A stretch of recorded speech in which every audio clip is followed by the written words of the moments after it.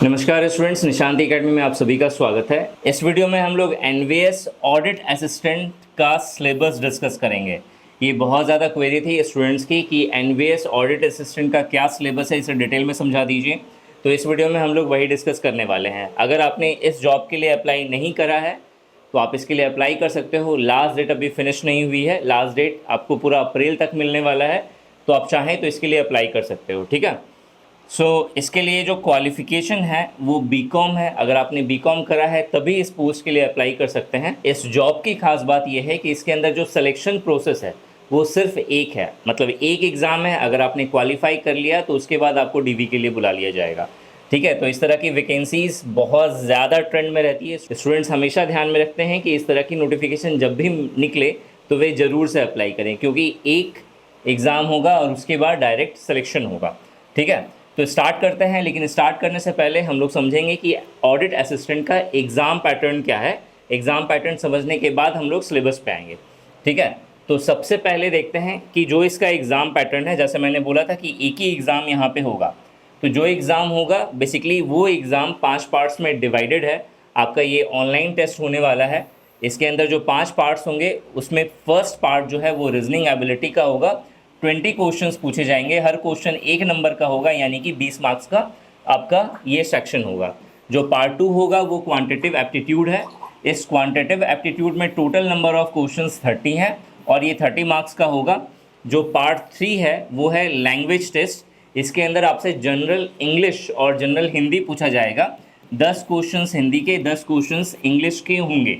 Compulsory नहीं है, आप स्किप भी कर सकते हैं। यहाँ पे कोई भी सेक्शन कंपलसरी नहीं है, आप किसी भी सेक्शन को मिस कर सकते हो यहाँ पे, ठीक है। तो 10-10 क्वेश्चंस दोनों से पूछा जाएगा, तो 20 क्वेश्चंस होगा 20 मार्क्स का। इसके बाद जो पार्ट 4 है वो है basic knowledge of computer operation, general awareness and current affairs पर बेस, और इस पर 20 क्वेश्चंस पूछा जाएगा, 20 मार्क्स का ये होगा। जो पार्ट 5 है वो वेरी इंपॉर्टेंट, सब्जेक्टिव नॉलेज होना चाहिए आपका। जो अकाउंट्स का जो सब्जेक्ट है उसके ऊपर में आपका कमांड होना चाहिए। तो इसके अंदर जो सब्जेक्ट मेंशन करा गया है वो है accountancy, annual accounts, taxation, budgeting, auditing and financial management and GEM का, ठीक है। इसके टोटल 40 क्वेश्चंस होंगे, 40 मार्क्स का ये होगा। ओवरऑल जो ये पेपर होने वाला है वो 2.5 घंटे का होने वाला है और इसके अंदर 130 मार्क्स होंगे 130 क्वेश्चंस के लिए। नेगेटिव मार्किंग 1/4 होगी, यानी 0.25 की रहेगी, ठीक है। ये तो था आपका एग्ज़ाम पैटर्न, ठीक है। अब हम लोग थोड़ा सा इंपॉर्टेंट पॉइंट्स देख लेते हैं जो जानना ज़रूरी है अगर आपने अभी तक इसके लिए अप्लाई नहीं करा है। तो पे स्केल जो है यहाँ पे वो लेवल 6 का होगा।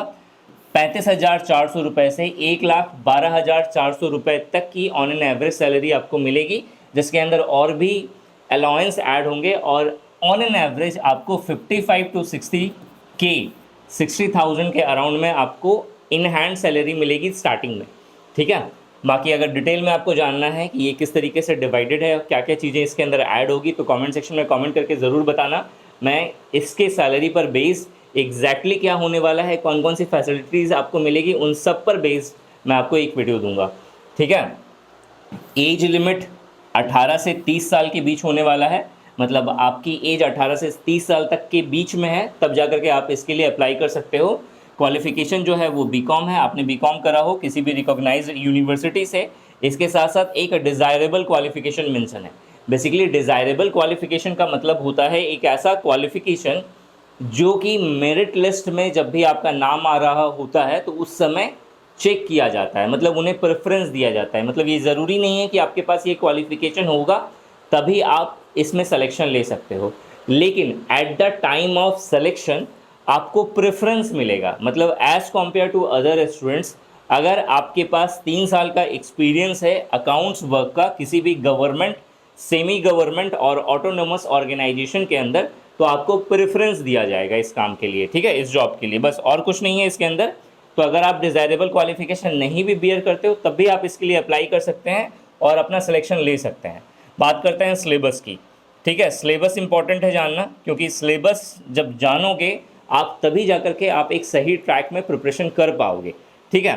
तो सबसे पहले हिंदी का सिलेबस देखते हैं। तो हिंदी के अंदर तत्सम, तद्भव, पर्यायवाची, विलोम, मुहावरे और लोकगीतियाँ, शुद्ध अशुद्ध वाक्य, संधि विच्छेद, अलंकार और समास, वचन, लिंग, अनिकार्थी और वाक्य के लिए एक शब्द, गद्यांश आधारित प्रश्न। इतने सारे क्वेश्चन होंगे। गद्यांश आधारित जो प्रश्न है यही 5 क्वेश्चन कैरी करेगा, तो बाकी से 5 क्वेश्चन आएंगे, तो बहुत इजी हो जाएगा यहाँ पे हिंदी का पेपर। नेक्स्ट बात करते हैं हम लोग इंग्लिश की। तो बेसिकली इंग्लिश के अंदर कंप्रीहेंशन, जिसके 5 क्वेश्चंस पूछे जाएंगे, one word substitution, synonyms and antonyms, spelling error, spotting error in sentence, grammar based questions होगा जिसके अंदर noun, pronoun, adjective, verb, preposition, conjunction, use of articles a and the, इन सब से क्वेश्चंस बन सकते हैं। इडियम्स एंड फ्रेजेस से क्वेश्चंस हो सकता है। ठीक है, नेक्स्ट आते हैं हम लोग मेंटल एबिलिटी और रीजनिंग पे। इसके अंदर जो नॉर्मल एसएससी का जो रीजनिंग होता है, analogy, similarities and differences, word building, relationship concept, arithmetic reasoning, arithmetic number series, coding, decoding, classification, ये सारे टॉपिक्स यहाँ पे पूछे जाएंगे।